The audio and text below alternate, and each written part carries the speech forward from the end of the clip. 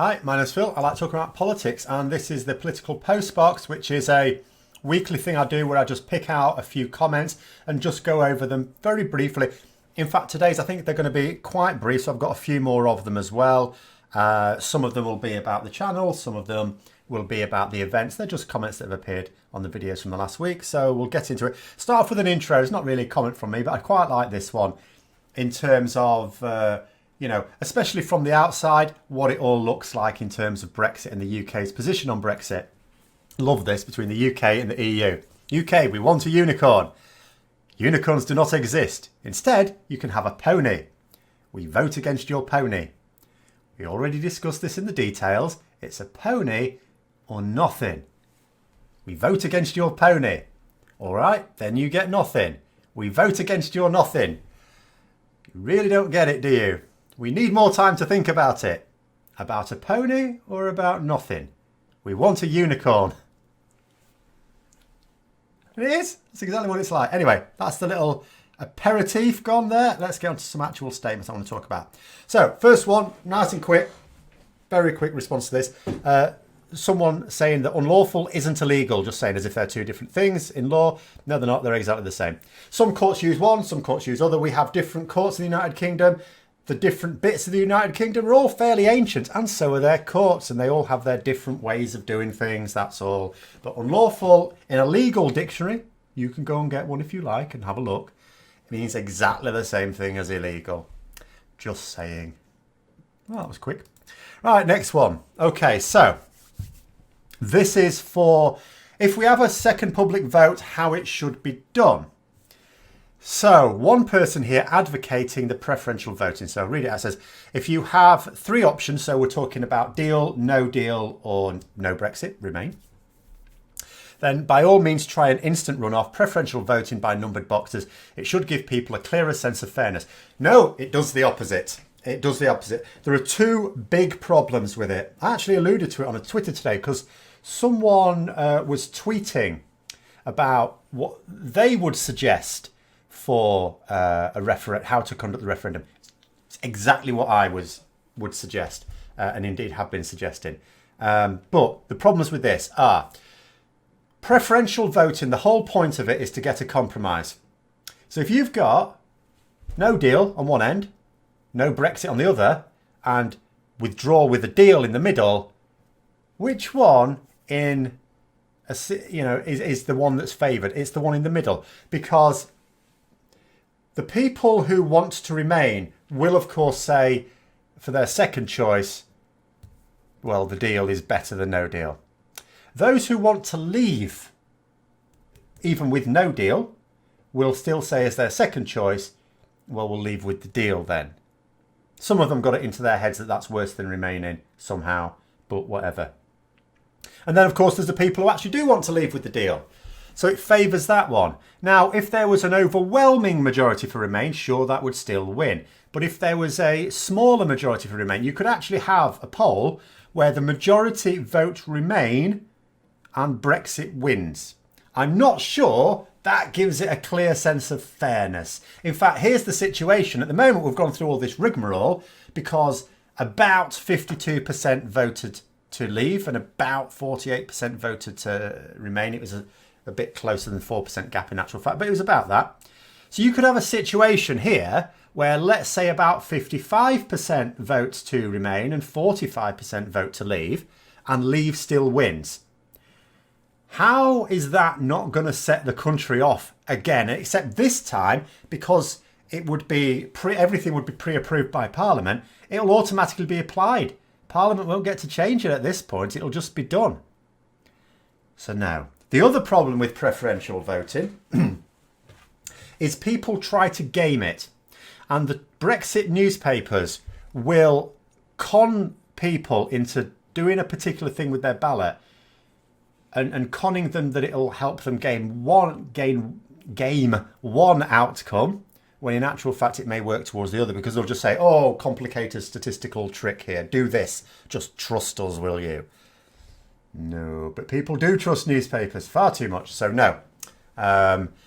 We're not used to preferential voting. Yes, it's not really a complicated system, but we're not used to it in this country. And as I say, it opens itself up when you've effectively got one Remain option and two Brexit options for Remain to win, but actually Brexit to be the thing that happens. No. No. You know. Next one. Oh, well, I'll put that one back. What am I doing? I've got rid of myself. I'm going the wrong way here. There we go. Right, this one. You are completely ignorant of US laws and legal customs. I'm not completely ignorant. I am largely ignorant. Our constitution is written, yours is not. Strange choice of punctuation there. We have those that interpret the constitution literally and those that interpret it based on the nation founder's meaning. Not quite sure what that's getting at. Please leave the United States out of your discussion. Focus on the UK. Right, well, let's tackle those one at a time. I've already tackled the first one. Our constitution is written. Yes, it is. I don't like that. Yours is not. Mine is not. No, I do like that. And I will just say at this point, because I do keep getting those people going, sure you don't want a written constitution? I think I may have put this in later, but I'm just going to do it now anyway. No.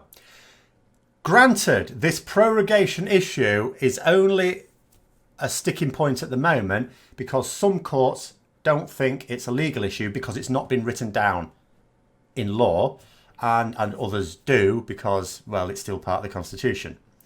And it is written down, just not, you know, as an act of Parliament. So the solution to that is not a written constitution. Now, admittedly, if we had a written constitution for this specific purpose, yes, the problem would have been dealt with. Boris Johnson couldn't have done this, granted. But Parliament knew he was going to do this, or if they didn't know he was going to do it, they strongly suspected he might do it. What Parliament could have done was to have enacted legislation to basically say prorogation can only be authorised with a vote in Parliament, and Parliament can only be prorogued for a maximum of 1 week. Then there was no problem with it. No problem whatsoever then. He might have even got Parliament to vote for it and it could have won a vote. Maybe Parliament wouldn't have minded a new session of Parliament. I suspect they would, but they may not have done. I mean, there's nothing wrong with having a new session of Parliament. It wasn't supposed to last. It was supposed to last a fair while, but it wasn't supposed to last quite this long. So that's fine. The problem is the sheer length of time with the specific purpose of, knackering Parliament. Anyway, that's so we don't need a constitution. What we need are laws for things where there can be an abuse of power. And they're really quick and easy to do. We have those that interpret the constitution literally and those that interpret it based on the nation founders meaning. I don't know what bit of any video I've done that's about, so I'm just going to ignore that. Please leave the United States out of your discussion. Focus on the UK. I do focus on the UK. Almost exclusively on the UK. But I'm not going to leave the United States out of my discussion either, because do you know what? In the UK and the United States, we've got a lot of things in common. Some of them are not good. Some of them are very good. One of the things that is very good is that we both respect freedom of speech. So I'm exercising freedom of speech. I'm afraid. So, no. Next one. Something I don't understand. Only something. There's many things I don't understand. Why is most of the rest of the world more capable of handling smooth export and import of goods than the UK would be after Brexit? If there is a shortage of medicines that would result in an outbreak of disease, who is going to hold the shipments and prevent the UK getting them and prevent the suppliers from being paid for them? Okay, here's the thing. You've got a tailback, several lanes wide, several miles back of lorries. No one believes they're all trying to get contraband into the UK or out of the UK. The chances are the vast majority of them are fine. There might be one lorry in there that's got something in it that it shouldn't. How do you know which one it is? And when it comes to these medicines, you say, oh, but the medicines are urgent. Yes, okay. How do you know it's a lorry full of medicines without checking it? And how do you check it when it's in a particular lane 3 miles back? That's the issue. If we knew what was in every lorry, we could wave them all through. We'd only need a few people at the border, which is pretty much all we've got anyway. That's all we'd need. Wave them all through and then we go, this is the lorry with the illegal contraband in it. Let's stop this one. But unfortunately, that's not how it works. So that's the difficulty. And why it is that the rest of the world can do it so smoothly is because they've got agreements with their neighbours at least. That's the thing. Every country on earth at least has trade agreements and import and export agreements with their neighbours. We are proposing to be the only country not only in the world, but in modern history, not to have those arrangements. That's why it's not comparable to the rest of the world. The rest of the world, even really batshit crazy countries like Somalia, have more sense than to do that. That's unfortunately the scenario we are facing here. Pardon my French. Now, the next couple I actually quite like, not major comments on this, but I do get this quite a lot. And it is important, when you talk about certain things, to actually get the perspective of people who work in these industries, not politicians who know nothing about them, just spout off any old rubbish. So this is a guy, there's a work as a logistic manager for a food company. Does anyone think that any European logistic company will send its lorries to the UK? Who will pay for the 3 days idle custom waiting time in each way? Besides, the fresh food and flowers will perish in the road. I'm sorry, but it's a country suicide. You guys have to do something if you want to survive. Finally, most grandpas who voted for Brexit will be dead in 15 years. They've screwed the future of their grandsons. Absolutely. And indeed granddaughters. And grand whatevers. I mean, this has been going on for ages. For the longest time, hauliers have been saying this. They've been saying that European lorry drivers are not going to want to go on that run. What is the point? And it's not cost effective. And yeah, the fresh fruit and flowers, I mean, we can probably do without those. We'll have to throw something else on the graves of the people that are killed by these policies. Yeah, they'll just spoil. That's the thing. That's what we've kept trying to say, what everyone's kept trying to say. And even other goods that wouldn't spoil, if they're part of a just-in-time supply chain, well, they won't be just-in-time. They won't be anywhere close to in time, in fact. So a lot of it will be pointless in the end. And then the next comment was from someone working in social care.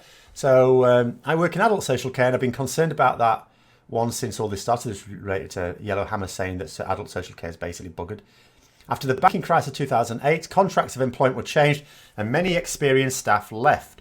Without the enhancements, they could get the same pay working in less demanding jobs with less paperwork and responsibility. Fortunately for vulnerable people and the service providers, the good people from places such as Poland helped fill the need gap. But now, thanks to the hostile environment, I wouldn't even put that in speech marks, it is a more hostile environment, many of them are returning home. If what Phil has outlined comes to pass, that will accelerate. If the extremists get their way, it will lead to job losses. Adult social care has already seen people coming into it from areas such as retail. To be honest, it's a lottery. It can be good or it can be very challenging. All depends on who you support and what the other team members are like. It is, however, a job.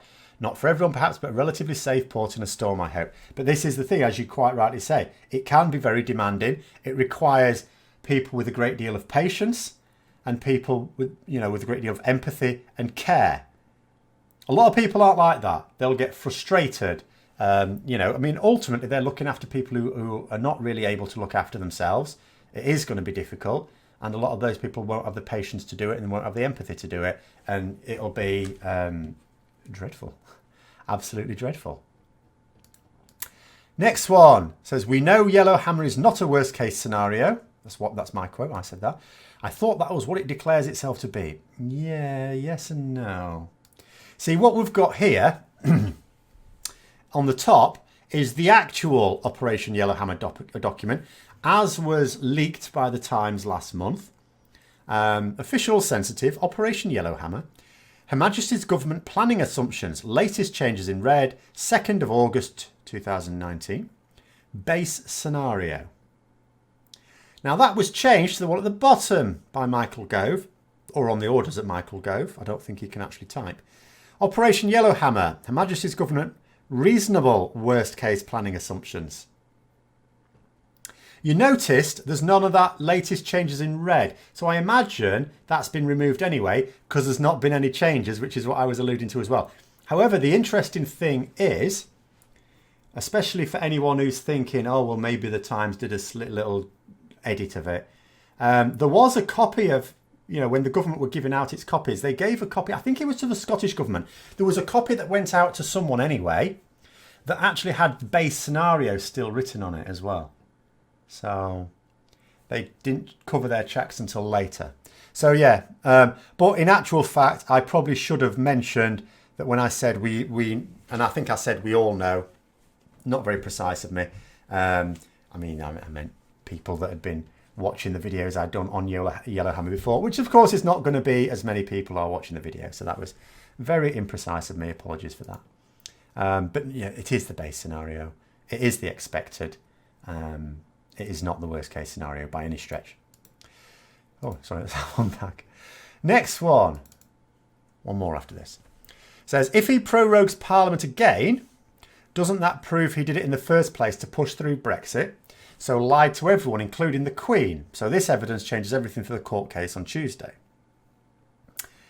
Does it prove he did it in the first place to push through Brexit? We already know that. I mean, we do know that. And we know that not just because we know that. We know it for two other reasons. First of all, people will have noticed, if people took an interest in the Don't Prorogue Parliament petition, it did get a government response. Government response, this is. The government response, in terms of proroguing Parliament, talked about Brexit in it. Now, if they're trying to say it's got nothing to do with Brexit, their response to the people about the petition for Don't Prorogue Parliament was about the need to deliver Brexit. So they linked prorogation to Brexit by their own hand. And then the other thing is the courts as well. You know, Boris Johnson was saying that, for example, the High Court in England, which found in favour of England and Wales, really, found in favour of the government. And he was saying, it's a bit like Trump's thinking he was exonerated by the Mueller report. He was saying, and that said, I didn't lie to the Queen. No, it didn't. It just said that it didn't believe that it had the authority to interfere because it didn't believe it was an issue of law, but of politics. It didn't say that he didn't lie to the Queen. Pretty sure it said the opposite of that. The Court of Session in Scotland definitely said the opposite of that. Simple as that. So we already know that, and it's already proven in law. I mean, it is proven in law. The Supreme Court, which has the final arbitration, again, if it makes a judgment in favour of the government, that judgment will simply be that it is non-justiciable. I struggle with that word. That it's not an issue of law and they can't interfere, basically. They won't, I am absolutely certain, disagree with the Court of Session or indeed any of the other courts and say none of those courts have said Boris Johnson didn't lie. I can't believe that they will come out and say, actually, we don't really have enough proof that he lied. We do. So it won't be... it will be as a matter of law that he has lied. The issue is it illegal or not? That's what the Supreme Court has to decide this week. And finally, last one. The Spirit of the Blitz someone was putting in. Now, the reason I put this one at the end is because it was a bit of a coincidence. I happened to be reading an article, I think it was on the BBC actually, about the Blitz in the Second World War. And it was about some government papers that have come to light where the government, obviously at the time, as in war, as you do, had a Ministry of Propaganda. Whether you see that as a good thing or a bad thing, it's important to manage information in a wartime state. And they were trying to keep everyone's spirits up. And they would have people go into the tunnels, the railway, with the underground stuff like that, to get people's views about what they thought about everything. And what they came away with was the people didn't want to be lied to. They want to be told the truth. Even if the truth is bad, they wanted to know. Unlike the Joker in The Dark Knight, seems he was wrong. This real government investigation found actually people respond well if you tell them the truth. Just tell them how it is. That's all they want to know. And so they did.